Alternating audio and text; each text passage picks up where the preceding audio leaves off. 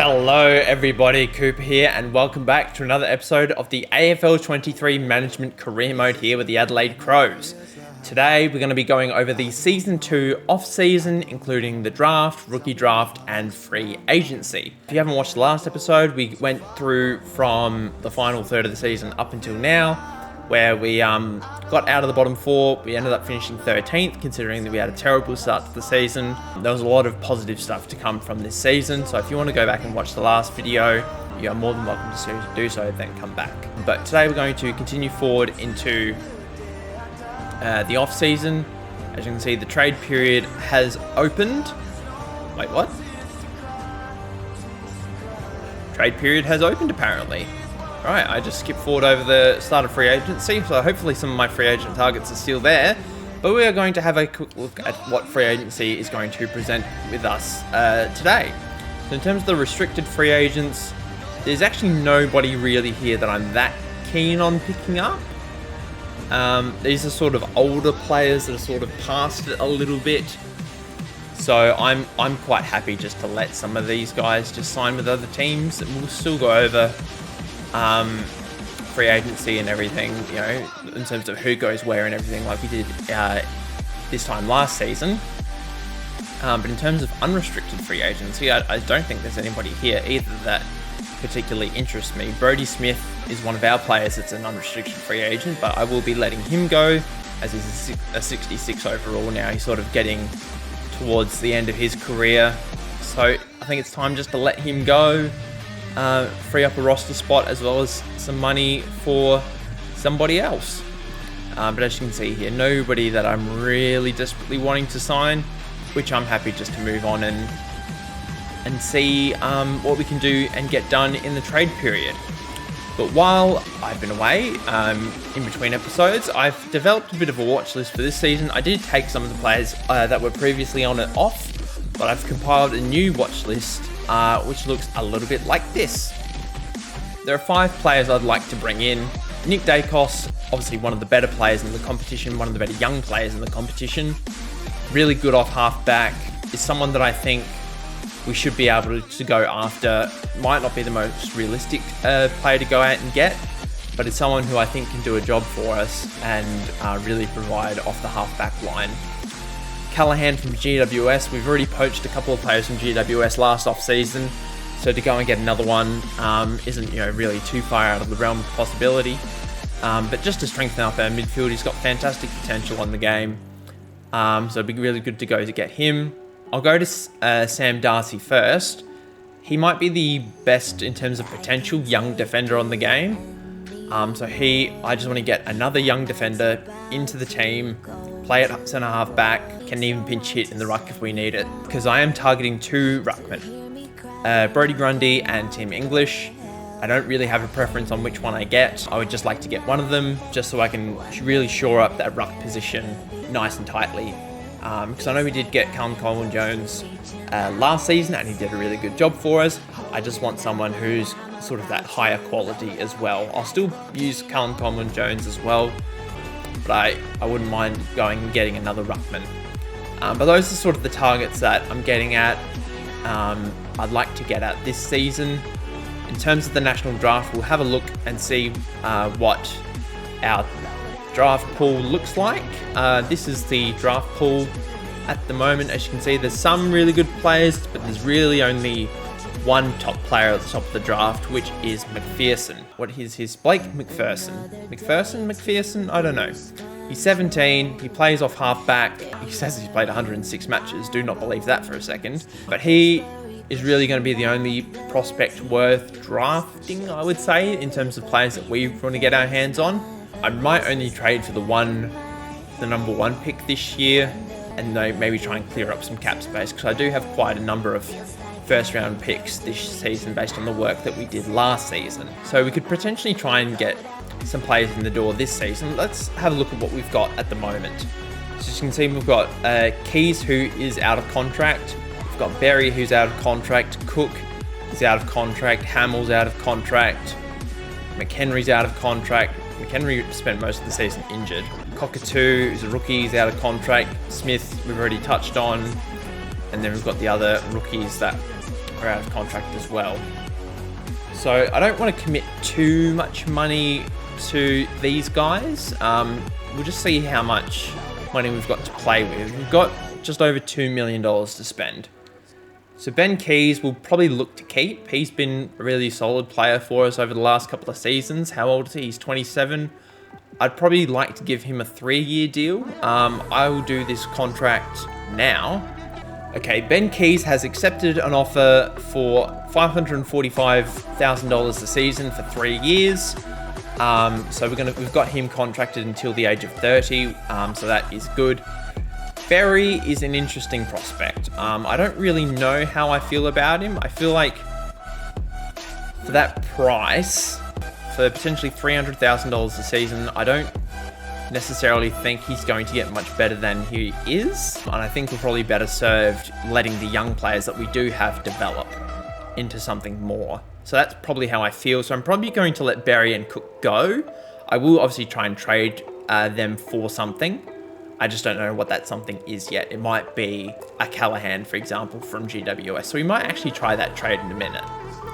But in terms of our other expiring contracts, Lloyd, I wouldn't mind extending for a season as a rookie. We'll give him $90,000 a season. It'd just be good to have him around, which he has accepted. Fantastic news. And probably a similar thing with Cockatoo as well. We just extend him. We don't have to expect to play him. We just sign him to a rookie contract, which he has rejected. He's actually not happy at the club, so we're actually going to let him go. Will Hamill's probably in a similar situation to that of Berry, is that he's not really going to get much better than he is, and we can probably spend his money better elsewhere. So we're probably going to package him either in a trade for Dacos or a trade for Callahan. Because if we go to the trade offer, let's go for Callahan, for example. What draft picks do we have? We have 5, 6, and 13, plus a future first next year that we can play around with. So GWS have picked 3. So if we go to Callahan, he's got 92 to 99 potential. What kind of deal can we get done? We'd obviously need to negotiate with Finn Callahan first. Okay, I have offered quite a large contract to Finn Callahan. We've offered him 9 years for $950,000 a season. He was quite a firm negotiator, but I feel like he is going to be a really key cog for our midfield going forward. So we are going to offer him a deal, and we are going to give up Cook. I wouldn't mind where is the player I'm looking for? Taylor is probably one I'm going to trade as well. Okay, this is the trade that I've put together for GWS. We're going to send Cook, Taylor, Berry, and Hamill to GWS for Callahan, the number 3 pick, and the number 1 pick. So I believe this should be a fairly straightforward trade for us to make. Hopefully they will accept. They are insulted apparently. We will remove the number 3 pick because honestly we don't actually really need it. I just threw it in there to see what they would do. But if we can get a future first and Callahan, that would be a great trade for us to make. They've decided it's extremely fair, and we have got our man there. Okay, we have offered Sam Darcy a contract worth $860,000 a season for 9 years. It is a back-ended contract, which means less expensive in the short term, more expensive in the long term. So for example, if we actually click on here, you can see the 2025 season, which is next season, it's only worth $724,000, and it gradually increases season over season to eventually being worth $996,000 in the 2033 season. So that is going to be a good addition for us there. So Darcy, I've decided to trade Jordan Butts. We'll get him off the books. We'll see if they'll do that straight up. They're insulted by the proposal. Who can I throw in that's a key defender? Or a player that I can probably trade that we don't necessarily need? Campbell and Tucker are probably 2 players that I don't need. I'll give you Campbell and Tucker. Says that we're close. We'll give you a future 2nd round pick. There we go. That's an easy deal done. Sam Darcy is now a member of the Adelaide Crows.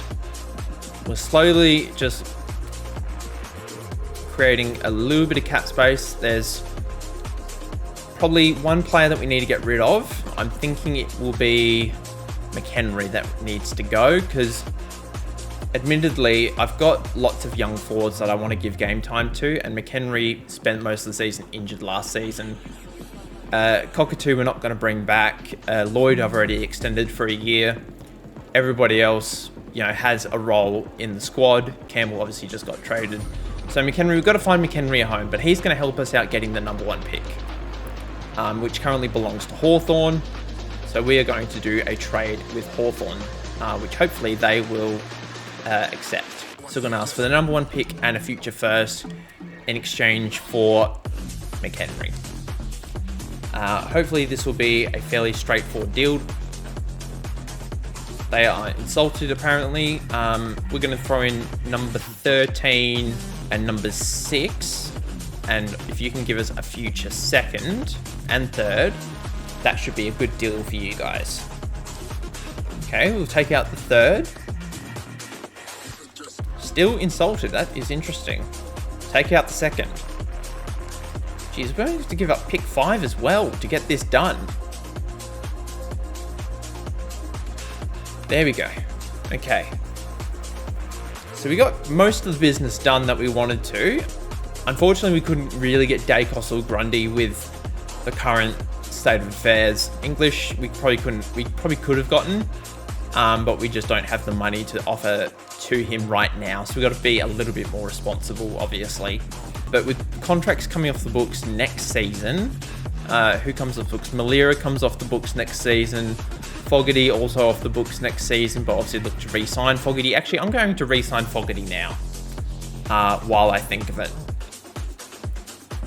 We'll give him, how old is he? He's 25. We'll give him a 6-year deal. Okay, Fogarty has accepted a contract extension worth $645,000 a season for another 6 years. Nice to tie him down to a longer contract. We should probably sign up a few of the rookies that we have picked up as well. I'll just get up my list of rookies as well so we can keep track of who we've got. There's Zayden Haynes, who's the number 1 pick from last season. He actually had a really good year for us. I don't know what he wants, which is the only thing. He's got really high potential, so I'm happy to give him the 9 years. We'll see what we can get done. He earns $560,000 a season. That seems actually very reasonable. So I'm going to be happy giving that to him. I probably will backload it, just so, because we do have quite a few contracts to sign. So we probably should backload it. So we do 5, we'll give him 575, we'll back end it. So give him 483 next season, and that will go to 667 for 2033. We're going to sign him here. And he has extended his contract for another 9 years. Fantastic news. Redmond didn't really play for us last year, unfortunately, but he's still under contract for a little bit. Thilthorpe does come off the books next season. We'll keep him there for now. Stark was really good. I was really happy with his output. He was really good, the number 2 overall pick. I'm happy to give him a contract extension for 9 years.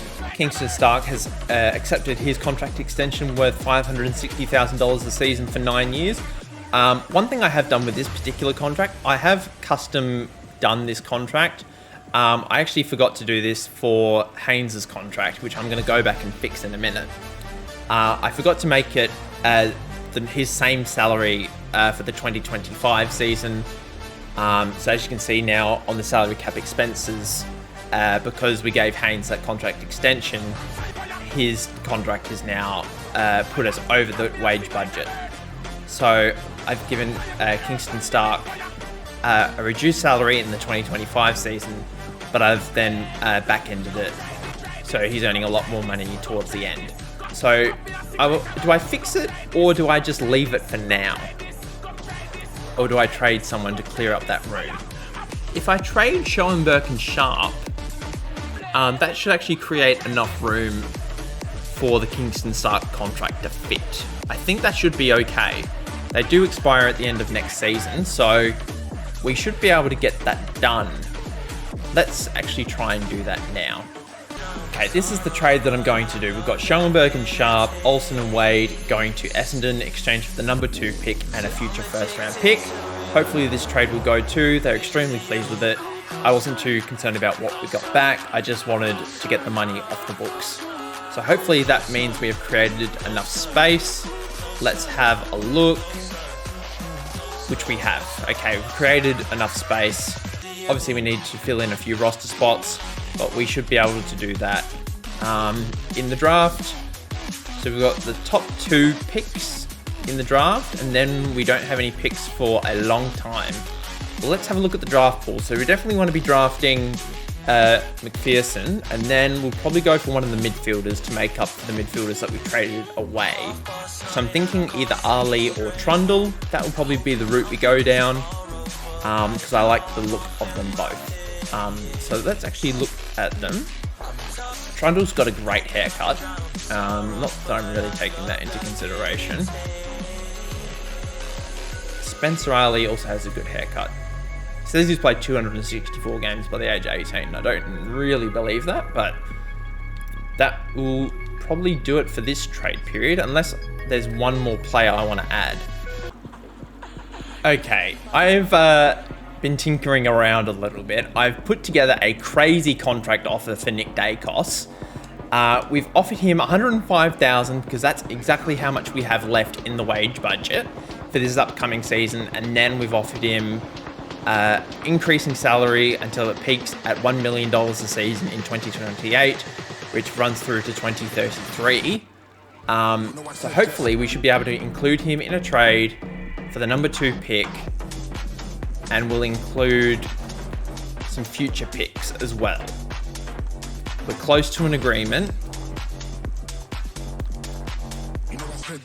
What if we give you a future first round pick? They're ecstatic with that. Okay, we've got Nick Dacos on the squad.